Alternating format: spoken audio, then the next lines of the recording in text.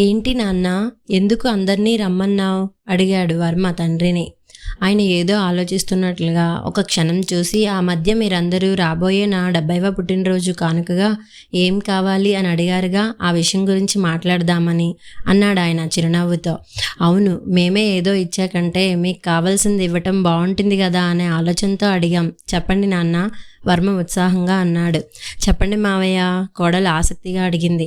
భార్య యశోద కూడా ఆయన వైపు చిరునవ్వుతో చూసి తలాడించింది. నారాయణరావు అందరి వైపు చూసి నిదానంగా చెప్పాడు. ఆ మధ్య కొందరు మరికొందరికి ఏదో విషయంగా, అంటే మొక్కలు నాటడం గురించో మరో దాని గురించో సవాలు విసరటం, అవతలి వాళ్ళు మేము ఆ సవాల్ని స్వీకరించి ఆచరిస్తున్నామని జవాబు చెప్పడం చూశాను. అలా నేను ఓ సవాల్ను మీ అందరికీ ఇవ్వాలనుకుంటున్నాను. అంటే ఏమిటి మామయ్య? కోడలు మధ్యలోనే కల్పించుకుని అడిగింది. అంటే ఏం లేదమ్మా, మనకి ఉన్న ఏదో దురలవాటును వదిలించుకునే ప్రయత్నం చేస్తామని చెప్పటమే. ముందుగా నేనే అది చేస్తాను. రోజుకు 5-6 సార్లు పైగా కాఫీ తాగే అలవాటును మానేస్తానని నేను చెబుతున్నాను. ఉదయం ఒక్క పూటకు మాత్రమే ఆ అలవాటును పరిమితం చేస్తానన్నమాట. మరి నేను చేస్తున్న ఈ సవాల్ను స్వీకరించి మీరు ఆలోచించి మీ అంతటి మీరుగా ఏదో ఒకటి చెప్పండి. అలా నా సవాల్ను స్వీకరించి ఆచరణలో పెట్టడమే మీరు నాకు ఇచ్చే కానుక అనుకుంటాను. ముందుగా కోడలు కుసుమ చెప్పింది. ఓకే మామయ్య, నాకున్న వ్యసనం టీవీ ఎక్కువగా చూడటమే.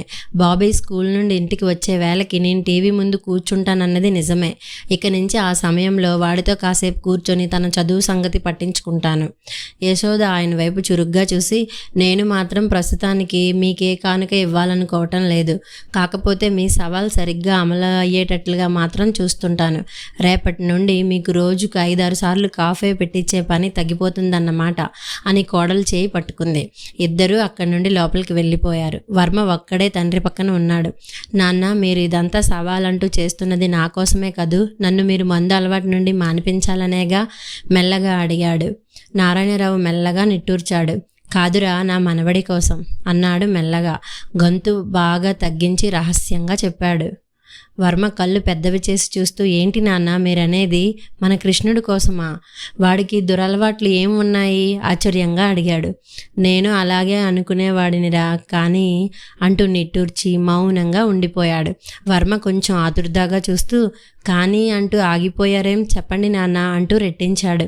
ఆయన మళ్ళీ నిట్టూర్చాడు. మొన్న వాడి రూమ్లోకి వెళ్ళారా? ఆ మధ్య వాడి దగ్గరుండి చదవటానికని తీసుకున్న ఇంగ్లీష్ నవల ఒకటి మళ్ళీ పెట్టేద్దామని. వాడి పుస్తకాల బీరువాలో పుస్తకాల మధ్య ఉన్న మందు సీసాని చూసా. ఆ మధ్య న్యూస్ పేపర్లో ఒక వార్త చదివా. ఈ కుర్రాళ్ళకి ఏమైంది అనే హెడ్డింగ్తో ఉంది. ఎవరో సర్వే చేస్తే తేలిన విషయం ఏమిటంటే, ఈ కాలంలో పిల్లలకు హై స్కూల్లో ఉండగానే మందు అలవాటు అవుతుందట. దానికి పిల్లల కారణం ఏం చెప్పారో తెలుసా? ఇంట్లో పెద్దవాళ్ళు తీసుకోవటం చూసి ఆ రుచి ఆనందం తాము తెలుసుకోవాలనే కోరికతో అలవాటు పడుతున్నామని చెప్పారట. ఈ వార్తకు రుజువు మన ఇంట్లోనే దొరికిందన్నమాట. నేను ఇదేమిట్రా అని కంగారు పడితే వాడి దగ్గర నుండి అదే సమాధానం వచ్చింది. వాడికి ఏం చెప్పాలో ఏం చేయాలో నాకు తోచలేదు. నిశ్శబ్దంగా తల వంచుకుని కూర్చున్న తండ్రి చేయి పట్టుకుని వర్మ అన్నాడు. నాన్న, అర్థమైంది. ఇందుక మీరు నా చేత ఈ మందు అలవాటును మానిపించాలని ఇలా సవాల్ అంటూ చేశారు కదూ. మనవడి కోసం మీరు ఈ వయసులో ఎప్పటి నుండో ఉన్న మీ కాఫీ అలవాటును వదులుకుంటూ సవాల్ చేస్తే నేను మాత్రం చేయలేనా? తప్పకుండా తాగుడు అలవాటును మానటానికి ప్రయత్నిస్తాను. మీ సవాల్ను నేను స్వీకరిస్తున్నాను. అతను తల వంచుకొని అక్కడి నుండి వెళ్ళిపోయాడు. నారాయణరావు మొహంలోకి నిశ్చింత వచ్చింది. 2 రోజుల తర్వాత నిద్రపోయే ముందు నారాయణరావు యశోదని అడిగింది. మీరు మన వాడికి ఏం చెప్పారు ఆ రోజు? 2 రోజుల నుండి మందు తాగడం లేదు. మరి కోడలికి విచిత్రంగా ఉంది. నారాయణరావు చిరునవ్వుతో ఆవిడ వైపు చూసి చిన్నగా అన్నారు.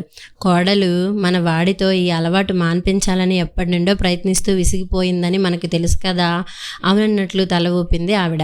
అయితే అన్నట్లుగా చూసింది.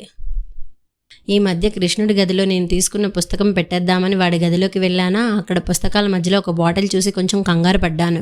వీడు బుద్ధిగా గదిలో తలుపులు వేసుకుని చదువుకుంటున్నాడని మనం అనుకుంటుంటే వీడి పని చేస్తున్నాడని కొంచెం కోపం వచ్చింది. కానీ తీరా చూస్తే అది కూల్ డ్రింక్ బాటిల్ అని తెలిసిందిలే. అప్పుడే నాకు ఉపాయం తట్టింది. అప్పుడే కృష్ణ బయట నుండి వచ్చాడు. నాకు వచ్చిన ఆలోచన వాడితో పంచుకున్నాను. వాడు సరే ప్రయత్నిద్దాం తాతయ్య అన్నాడు. అందుకనే నేను మనవడితో వాడి కొడుకు తాగుతున్నాడని చెప్పి మందు అలవాటు మానేస్తానని అలా సవాల్ చేసేలా చేయించానన్నమాట. నిజమా అంటూ యశోద ఆశ్చర్యంగా చూసింది. కోడలు ఎంత ప్రయత్నించినా తాగుడు అలవాటుకు స్వస్తి చెప్పని వాడు కొడుక్కు అలవాటు అవుతుందనేసరికి వెనుకడుగు వేశాడు. చూసారా, కన్న ప్రేమ అలా ఉంటుంది, మీరు అంతేగా. ఆవిడ మాటలకు ఆయన నిజమేనన్నట్లుగా తల ఊపాడు.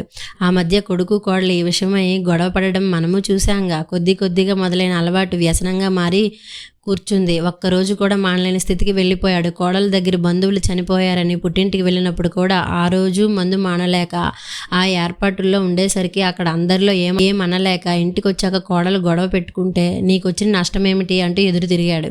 ఆ రోజు కోడలి వేదన చూశాక ఏం చేయగలనా అని ఒకటే ఆలోచించాను. ఆవిడ వెంటనే అందుకుంది. అవును, ఆ మధ్య చెకప్కని డాక్టర్ దగ్గరికి వెళ్ళినప్పుడు అంతేగా.